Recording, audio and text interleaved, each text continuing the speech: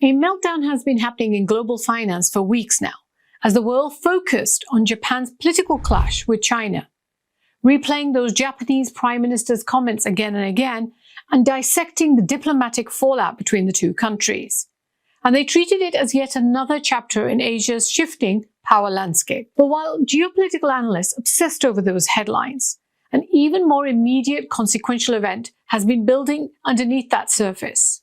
Japan, quietly and without fanfare, pulled a financial lever that triggered one of the most violent and synchronized US stock market sell-offs since 2020, and the aftershocks spread across the world economy and stock indices.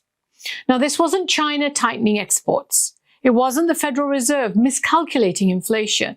It wasn't a geopolitical crisis in the Middle East or a tech earnings disappointment.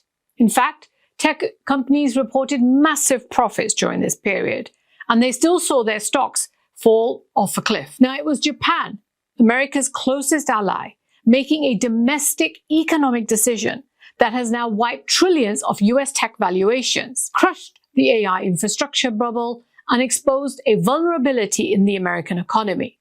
If you have 401ks, pensions, mutual funds, they would have been crushed if they were based on following the US index funds, which are extremely tech-heavy.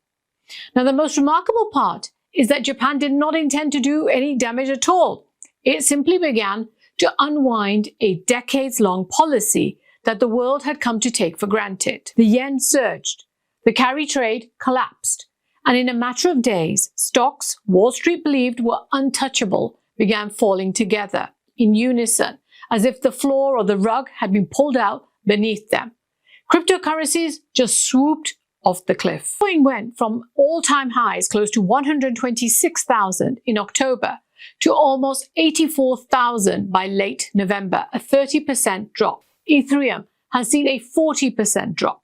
At one point, the Nasdaq was lower by 3% in 1 week alone. Nvidia fell around 15% after reaching its all-time highs of over $212, and it's lost over $500 billion of its value during this period. Amazon fell, Meta fell, Tesla all collapsed alongside them.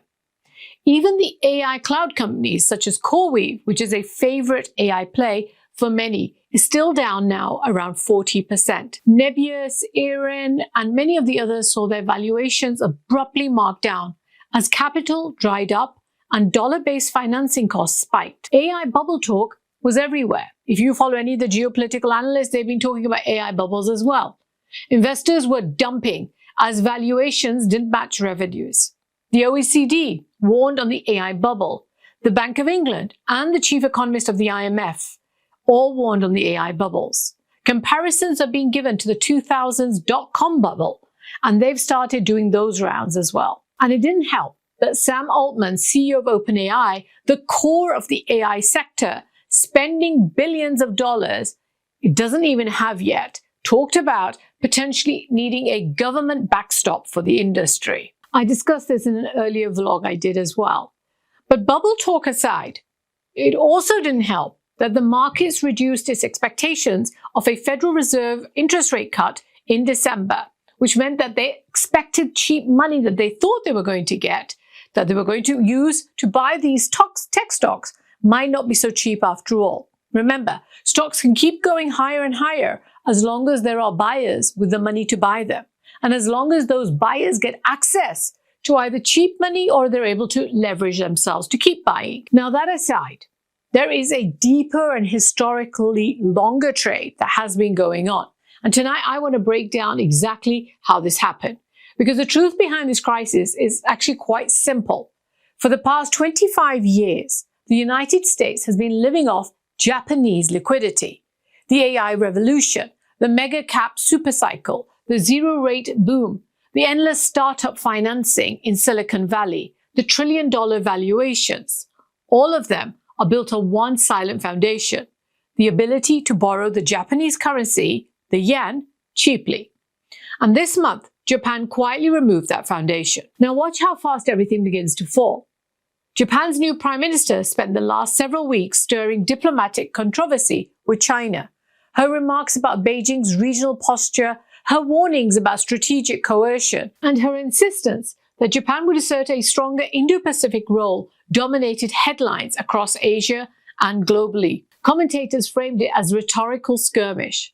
But while we were all distracted by that geopolitics going on there, she approved a sweeping domestic agenda, a massive multi-year spending plan, which is aimed at industrial renewal in the country, wage increases, social revitalization, and energy resilience. Now, the scale of this spending is unlike anything Japan has attempted in decades, and the only way to finance it is by allowing the Bank of Japan to unwind its long-held commitment to ultra-low interest rates. The bank will issue 11.7 trillion yen in new government bonds, far larger than last year's additional bond issuance of around 6.7 trillion yen. At the same time, the Japanese central bank governor said that they would consider raising interest rates at the coming meeting in December. Markets are now pricing in around 80% chance of a raise. Japan's 2-year government bond yields climbed over 3 basis points to trade 1.02 in the early morning.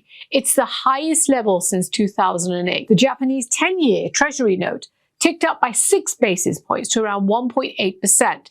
This is the highest level in 17 years. Now, that decision, with the understanding that now interest rates in Japan would rise, was enough to set off this global chain reaction. For decades, the Bank of Japan has kept interest rates pinned very close to zero. And this has meant that investors around the world have taken advantage of this. By borrowing in yen, essentially at zero cost, they would then convert it into dollars and buy higher yielding US assets. Most of the money went into buying US stocks, cryptocurrencies, US Treasury bills, and so on. Now, since the return you got from these was much greater, so the trade was simple. Buy the yen or borrow the yen, buy the US technology stocks, profit off the spread, and profit again when the yen stayed weak, when you had to repay the yen back. And we're not just talking about global hedge funds doing this through leverage. There are also Japanese pension funds, Japanese insurers, Japanese other investors. Japan's foreign portfolio investments are over $4.5 trillion. Now, this carry trade has become the bloodstream of global finance. For the past 2 or 3 decades, it's supporting everything from US treasuries to NASDAQ megacaps to speculative AI startups. It's what's made that capital cheap for Silicon Valley, is cheap for venture capital, is cheap for AI cloud providers, cheap for the entire US financial system. That's the invisible liquidity engine that has powered the last decade. You could say the Japanese car industry equivalent. Here is the finance equivalent of liquidity. So when Japan signals that it might tighten monetary policy, that engine didn't just slow down. It basically went into reverse gear. Now, the yen suddenly started to strengthen all of a sudden violently. A rising yen means that investors who borrowed in the yen suddenly owe more money than they expected. So if you borrow, for example, 155 yen by giving $1, now suddenly when the yen strengthens to 154, you still have to return 155 yen. So now you have to buy using $1.0065. The 155 yen that you borrowed. And it doesn't seem like very much. But think, when that scale gets huge, gets much, much larger, traders are buying and selling in billions of dollars and trillions of yen. So if you borrow 1 trillion yen, which is actually quite realistic for a large carry trade books and many banks and hedge funds especially, at 155, you've borrowed this yen. When you need to return them, and dollar yen, let's say, is now at 154, only a 1-point change, you're now looking at a loss of $40 million. Now you can understand why this triggers immediate margin calls. Funds that have leveraged themselves, so they don't have the full money, they've said, I've only keep X% in the bank, but I'm going to borrow 100% against that. Those funds that are leveraged and they've bought US tech stocks with that yen-denominated loans, have suddenly faced enormous currency loans. And the fastest way that they can cover those loans is by selling US stocks, selling those cryptocurrencies. So they don't do it gradually. They don't do it strategically. They do it in a panic. They do it instantaneously, which is what takes those stocks, those cryptocurrencies, falling off that cliff. So Wall Street got the first tremors. Nasdaq began a broad decline that spared no sector.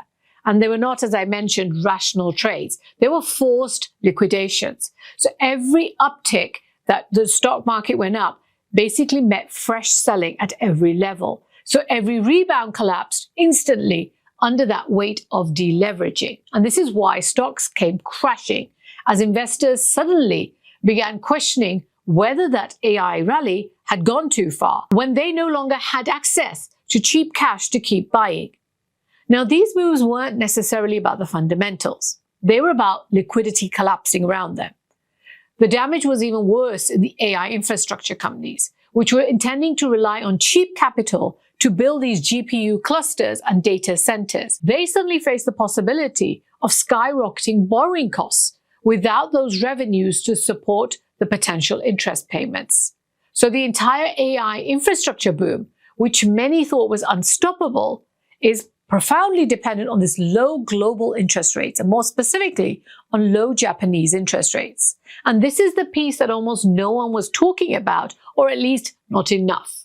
That the AI economy built through financing through dollar-denominated credit lines that were indirectly made possible because of the near-zero Japanese rates. And as soon as the Japan tightened, those credit channels started to narrow. Now, the timeline of this crisis is breathtaking. From day one, the Prime Minister's comments on China dominated headlines, while her domestic agenda went largely unnoticed. On day 3, analysts realized that her spending plan would force the BOJ to normalize policy. On day 5, the yen surged 2%. On day 7, hedge funds began unwinding positions in US tech. By day 10, the Nasdaq logged multiple 3+% drops. And by day 14, the mega caps had lost hundreds of billions of dollars in combined market value.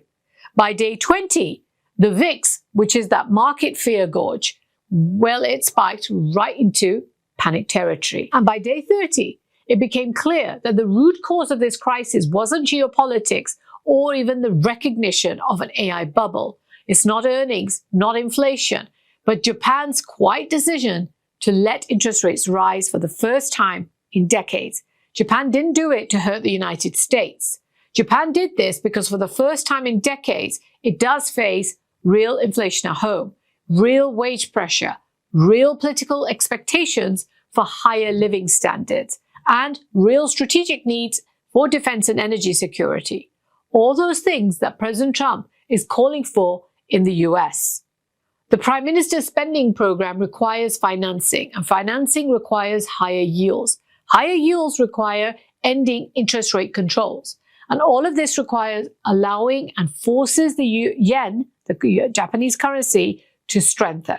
But as soon as the yen will strengthen, the United States pays the price. This moment has exposed a vulnerability in American power that Washington has long ignored. Of course it could. For 25 years, they never needed to do much about it. For years, US policymakers have described China as the greatest threat to America's financial dominance. But one of the biggest shocks this year has just come from Japan, an ally the US never imagined could reshape its economic landscape. The United States can sanction Japan, but what can it do to Japan? How is it going to pressure it? It can't order the BOJ to suppress yields. It cannot dictate Japan's domestic spending priorities, I think. America's financial supremacy has been underwritten for decades by Japanese monetary policy. Now, this leaves the Fed trapped. If the Fed raises rates to defend the dollar against the yen, it risks deepening the US's own growth slowdown and triggering a credit squeeze. And Trump's not going to be happy. If it holds rates steady, the yen continues to strengthen, which will force more carry trade unwinds and more US stock liquidations. So the United States has no easy options. Japan has just gone ahead and reshaped the global financial terrain without meaning to, and the US is standing on the fault line. Now, as we look towards 2025 and 2026, we're entering that new era, an era where the BOJ is no longer going to be the anchor of cheap global liquidity, where AI growth is no longer going to be financed by free money, where these mega cap tech companies will now have to defend their valuations in a world of real interest rates, and where global capital will finally start going towards drifting back towards Japan for the first time in a generation. Thank you for joining me today. I'm Najma Minhas. Have a great day.